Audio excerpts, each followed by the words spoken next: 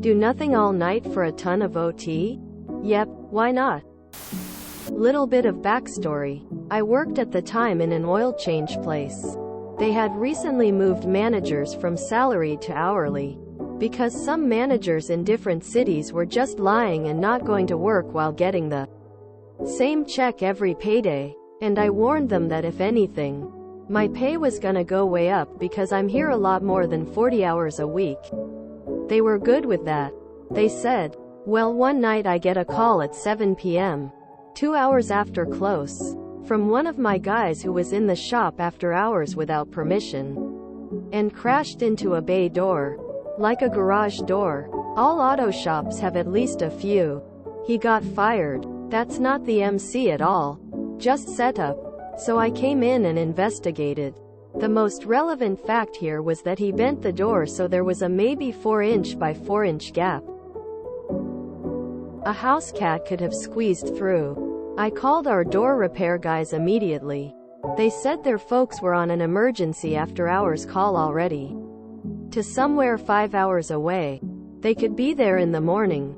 I said okay. Since this wasn't a danger, the door was in a place not visible from the street. You'd have to be behind our building looking for this to find it.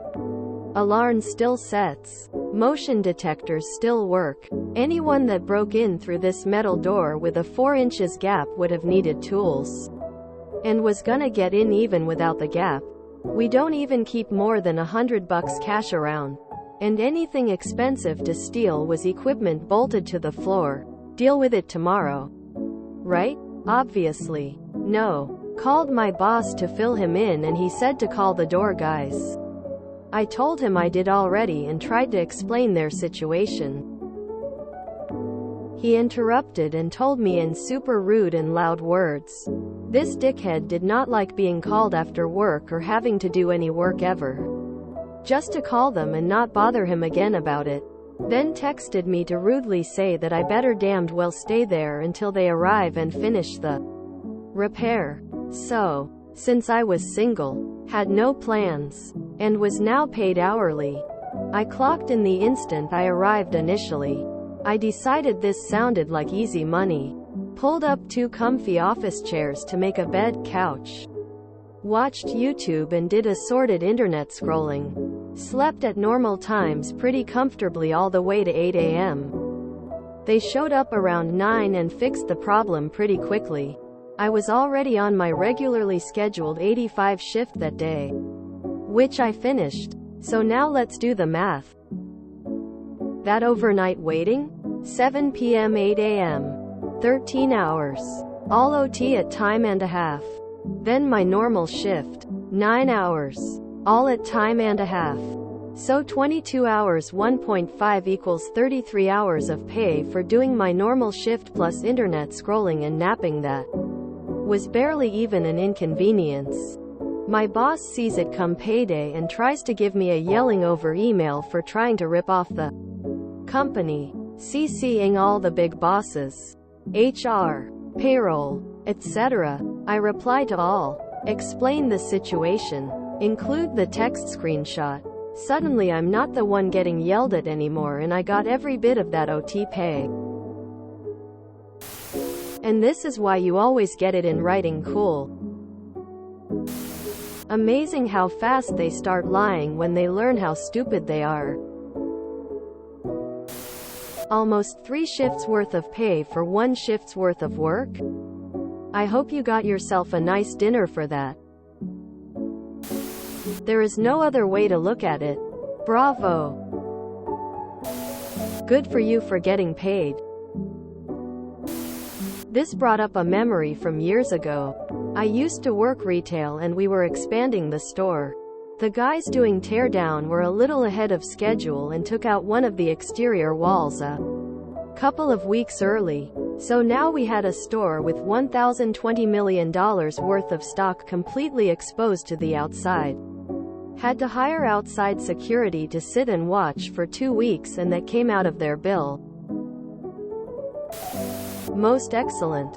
I was salaried when we had a bit of a disaster with one-time sensitive release back in the late 90s. After putting in a full day, I went to a business group meeting, like the JCs, after work, and got paged with the problem at about 8 p.m. I got in touch with a developer, and he went back into the office, made a fix. Then at 9 p.m. got back to the office. Dispatch was still there till 10 p.m. I tested the release, and confirmed that it fixed the problem. Then started reduplicating all 900 of the diskettes. We had a machine about a minute to do one 3.5 diskette. The machine could only hold 100 diskettes at a time, so I had to fill it up every hour or so. The guy on dispatch stayed as well. By about 8 a.m., people started to arrive, and I got things going to get the Purolator envelopes ready for the shipment. The release went out on time.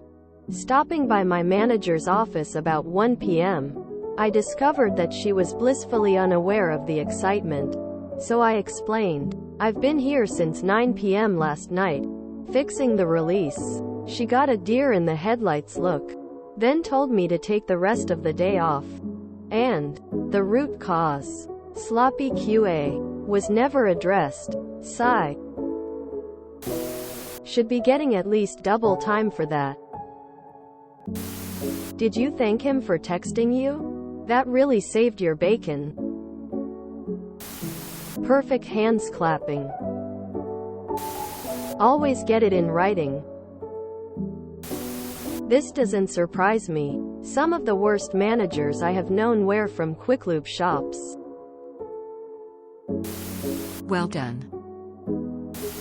Hope the boss got fired and replaced, because you don't need a boss like that. Just doing what I was told. Never gets old. Winking face. Awesome. Love it. Pretty much the same thing happened to me. Love it when they don't think things through and it costs them a small fortune. Well done, op. Now that's how you make money.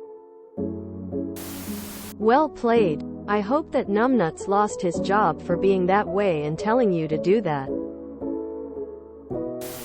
If you enjoyed this video, please check out our playlists full of similar content. Epicaricast is like doom scrolling for your ears. Please like, share, and subscribe.